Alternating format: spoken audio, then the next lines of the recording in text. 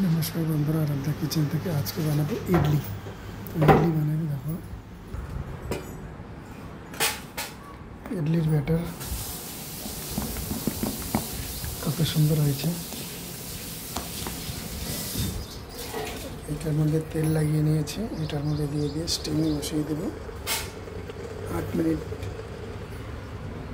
এটা বানাতে গেলে কি লাগছে, উড়দ ডাল, ইডলি রাবা, 1 কাপ ইডলি উড়দ ডাল, 2.5 কাপ সুজি, অল্প একটু এটা আলাদা, সুজিটা আলাদা ভিজিয়ে রেখেছিলাম। আর ডালের মধ্যে আমি সাবুদানা মেথি দিয়ে ডালটাকে আলাদা ভিজিয়ে পিষে নিয়েছি। আর সুজিটা পরে পানিটা ঝরিয়ে কমসে কম 6-7 ঘন্টা ভিজিয়ে রাখার পরে ডালটাকে পিষে সুজিটাকে ভালো করে জলটা নিগড়ে মিক্স করে রেখে দিয়েছি রাত্রে। এখন আজকে সকালে ভাবেই ছিল, ফুলে এটা পুরো ভর্তি হয়ে গেছিলো ফুলে, তার মানে পারফেক্ট হয়েছে। এবার ইডলি বানাবো। তো বানাতে স্ট্যান্ডে দেবো, স্ট্যান্ডে দিয়ে বানাবো। দেখো দিয়ে দিয়েছি, এটা এবার বসিয়ে দেবো, স্ট্যান্ডে বসিয়ে দিলাম। জল গরম হয়ে গেছে, এটাকে 8 মিনিট দিলেই হয়ে যাবে।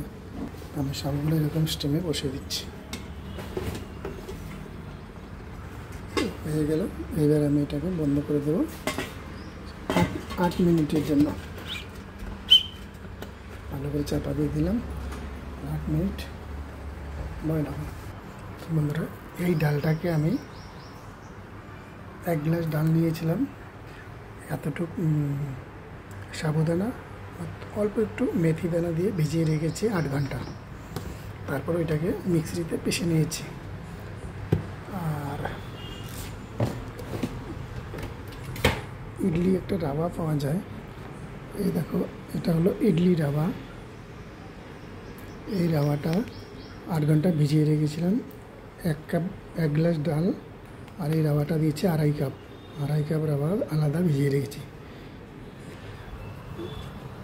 তো এটা ভিজানোর পরে 8 ঘন্টা পরে পিষে আর ওই ইডলি রাবাটাকে আমি ভালো করে নিগড়ে ওই পিষানোর ওইটা ডালের সাথে মিক্স করে একটু নুন, একটু তেল দিয়ে, অল্প একটু তেল দিয়ে মিক্স করে রেখে দিয়েছি রাত্রে। এখন সকালে বানাচ্ছি ইডলি। তো দেখাইলাম ইডলিটা কী করে বানাচ্ছি। এখানে বসিয়ে দিয়েছি। আর এই দেখো বাদামের চাটনি, চাটনি দিয়ে ইডলি খাবে, সাম্বার দিয়েও খায়, ইডলি সাম্বার। তো এই সাম্বার না, ইডলি চাটনি দিয়ে হয়ে যাবে। দেখো বন্ধুরা, ইডলিগুলো কত সুন্দর হয়েছে, ফুলেছে, দেখো কত সুন্দর হয়েছে ইডলি। এভাবে বানিয়ে নিলাম। ওকে, ধন্যবাদ সকলকে, নমস্কার।